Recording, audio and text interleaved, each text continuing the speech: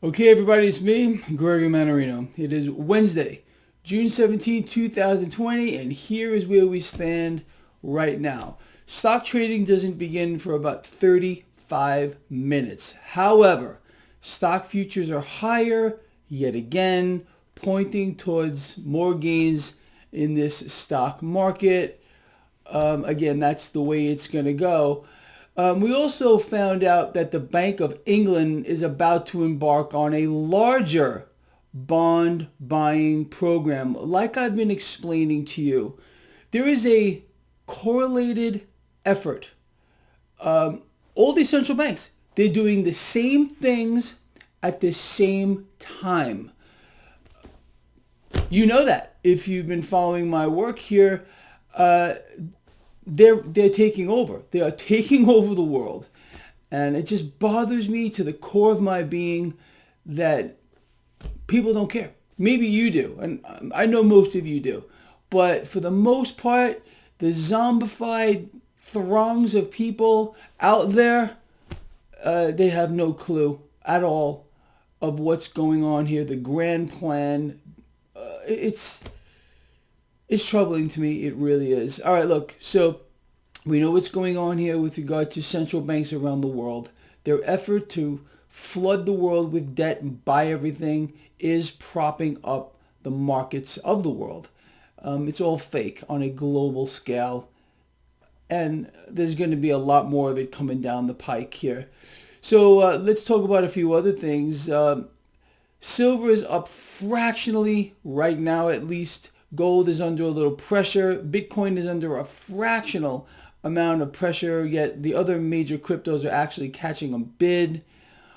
Crude oil is also under a little bit of pressure, but let's see. I mean, it's down about 1.29% the last time I just looked pre-market here. But again, the effort to prop up crude oil is frankly beyond belief. It's so disconnected from reality right now, but I do fully expect crude oil to continue its trajectory higher. I mean, it's unbelievable. It's part of the charade that we're seeing right now on an unprecedented scale. And I mark my words on what I'm about to tell you. So we know the efforts of central banks around the world to coordinate their efforts to flood the world with debt, to buy assets, buy assets with the dollars, as a matter of fact, because the Fed is funneling trillions around the world. We know this. It's common knowledge. I sincerely believe that we haven't seen anything yet with regard to what's about to happen. In order for them to just maintain where we are, they have to continually increase these purchases. You notice that's what's going on here? More purchases, not just by the Fed, but by central banks around the world. That's the nature of the animal or this thing that we're involved in order to just maintain where we are. Just maintain it. We have to borrow more. That's how the system is designed. It's debt-based. You know that. So, I mean, it doesn't take a rocket scientist to figure out that what we're seeing here is about to blow up exponentially, and with that, you would expect stocks to go up as well. And the other thing, I mean, with regard to the dollar, again, you know why we're not seeing hyperinflation or massive inflation right now, because there's no money velocity. We have had no money velocity, or the rate at which cash is moving through our economy, in a decade.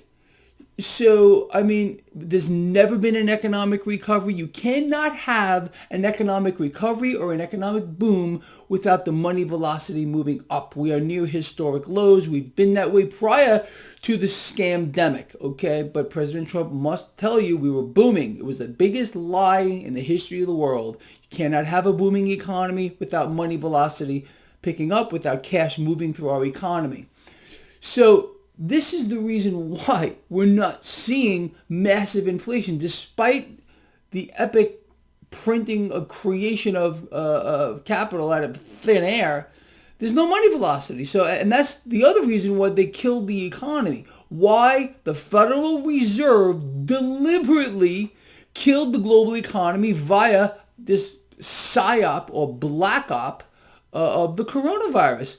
Kill the money velocity, make it go to zero, flood the world with debt. Look at what central banks are doing. It's a coordinated effort. It's incredible. It's in our face, but most people have no idea what's going on here. All right, so in summary, stocks are pointing towards a higher gain here. Cryptocurrencies are relatively flat. Metals, same thing. Crude oil under a little bit of pressure. Let's see what they pull off today. Seriously.